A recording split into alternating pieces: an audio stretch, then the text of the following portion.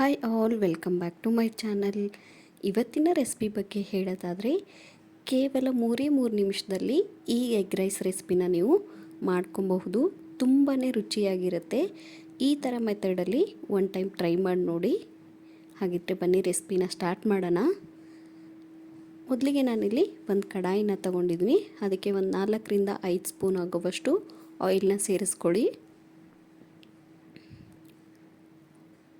ನಾನಿಲ್ಲಿ 3 ಮೊಟ್ಟೆನ ಯೂಸ್ ಮಾಡ್ತಿದ್ದೀನಿ.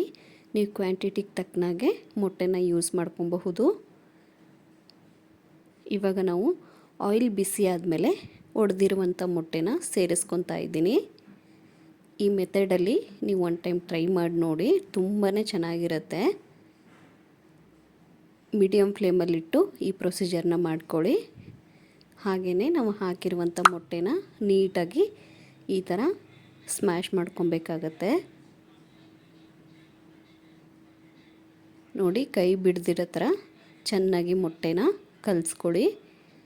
ಸ್ವಲ್ಪ ಮೊಟ್ಟೆ ಬಂದಮೇಲೆ ಕಟ್ ಮಾಡಿರುವಂತಹ ಈರುಳ್ಳಿನೂ ಕೂಡ ಸೇರಿಸ್ಕೊತಾ ಇದ್ದೀನಿ.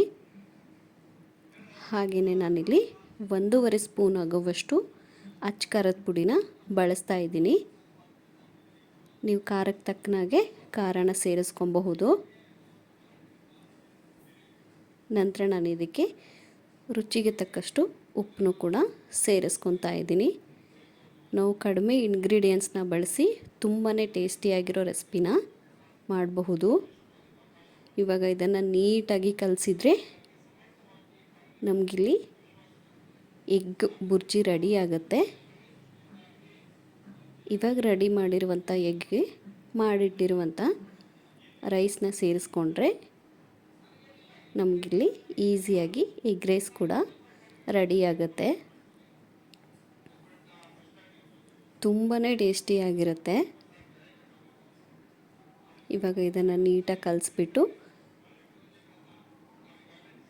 ಇದಕ್ಕೆ ಕಟ್ ಮಾಡಿರುವಂತಹ ಸ್ವಲ್ಪ ಕೊತ್ತಂಬರಿ ಸೊಪ್ಪನ್ನು ಕೂಡ ಸೇರಿಸ್ಕೊಳ್ಳಿ.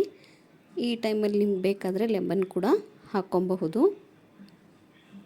ಹಾಗೆಯೇ ನಾನಿಲ್ಲಿ ಇನ್ನೂ ಸ್ವಲ್ಪ ರುಚಿ ಜಾಸ್ತಿ ಆಗಲಿ ಅಂತ ಬಾಯ್ಲ್ ಮಾಡಿರುವಂತಹ ಎಗ್ನ ಸೇರಿಸ್ಕೊತಾ ಇದ್ದೀನಿ.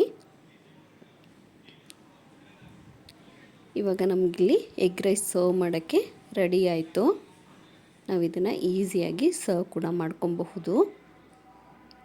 ಸೊ ನೋಡಿದ್ರಲ್ಲ ಫ್ರೆಂಡ್ಸ್, ಎಷ್ಟೊಂದು ಕಡಿಮೆ ಟೈಮಲ್ಲಿ ಈ ರುಚಿಯಾದ ಎಗ್ ರೈಸ್ನ ಮಾಡೋದು ಅಂತ.